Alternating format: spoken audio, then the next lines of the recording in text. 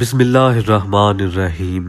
آپ جانتے ہیں کہ کائنات دو مختلف رواں دواں نظاموں پر قائم ہے۔ ایک کو ہم پر ظاہر کر دیا گیا یعنی یہ ظاہری زندگی، جبکہ دوسرے کو حکمت کے باعث باطن میں پوشیدہ رکھ دیا گیا۔ یاد رکھیں، نظام غیب کے تمام حقائق ہی اس کائنات کے سچے حقائق ہیں، اور ہم پر فرض کر دیا گیا کہ ان غیبی سچی حقیقتوں پر ایمان لاؤ، یقین قائم کرو۔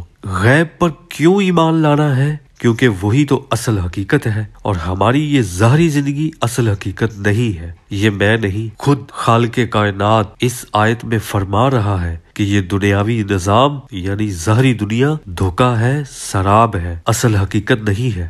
اس دنیاوی زندگی میں انسان نے مکمل اطاعت الہی اور اتباع رسول صلی اللہ علیہ وآلہ وسلم کے مطابق زندگی کرنا ہے، جدوجہد کرنا ہے، محنت اور عبودیت سے وہ کمائی اکٹھی کرنی ہے، وہ اثاثہ بنانا ہے جو آخرت میں اسی نظام غیب میں کام آنا ہے۔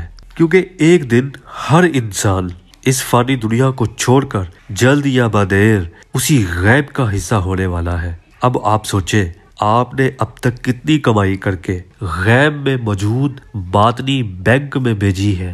اس باطنی بینک میں آپ کے اکاؤنٹ میں کتنا بیلنس ہے جو آپ نے یہاں سے کما کر وہاں جمع کروایا ہے؟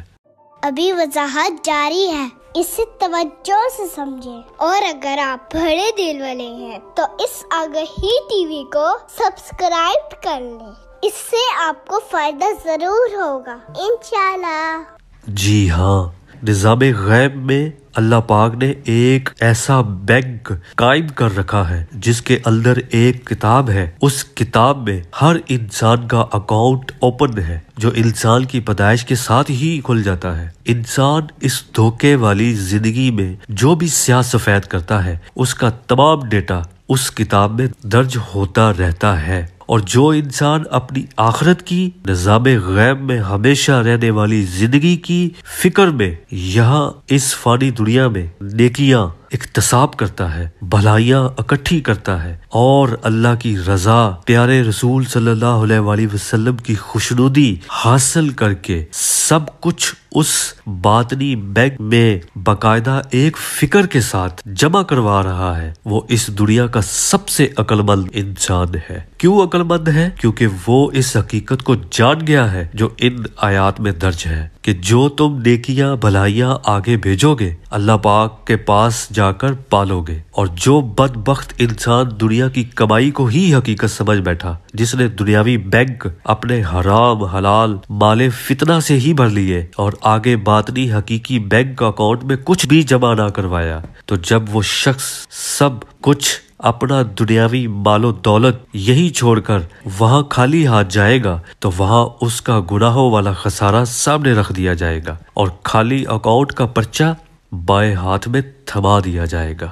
تب اس شخص سا غریب اور ناکام شخص کوئی دوسرا نہیں ہوگا۔ تب اس کا دنیا والا مال کام نہیں آئے گا، نہ پیچھے رہ جانے والے اس کے مال پر عیش کرنے والے اس کے بیٹے کام آئیں گے، اور چند نیکیاں اگر اس کے اکاؤنٹ میں نکل بھی آئی تو وہ اس خسارے کا بوجھ ہلکا نہیں کر پائے گی، پھر ہمیشہ کی سختیاں اور پچھتاوا مقدر بن کر رہ جائے گا۔ اس لیے عقل مندی یہ ہے کہ آخرت والے بینک کو بھرا جائے جو حقیقی طور پر کام آنا ہے، اور ہاں یاد رہے اس باطنی بینک کا ایک اندیکھا ATM کارڈ بھی ہے جس سے آپ جب چاہے اس دنیا میں بھی فائدہ اٹھا سکتے ہیں۔ کیسے؟ وہ ایسے کہ اس آیت میں اللہ پاک نے فرمایا ہے کہ اللہ کی راہ میں بغیر اپنی نفسانی غرض کے اپنا مال خرچ کرو، اللہ اسے بڑھا چڑھا کر آپ کے خلوص اور نیت کے مطابق آپ کے باطنی اکاؤنٹ میں جمع کر دے گا، اور دنیا میں بھی کچھ فیصد دے گا۔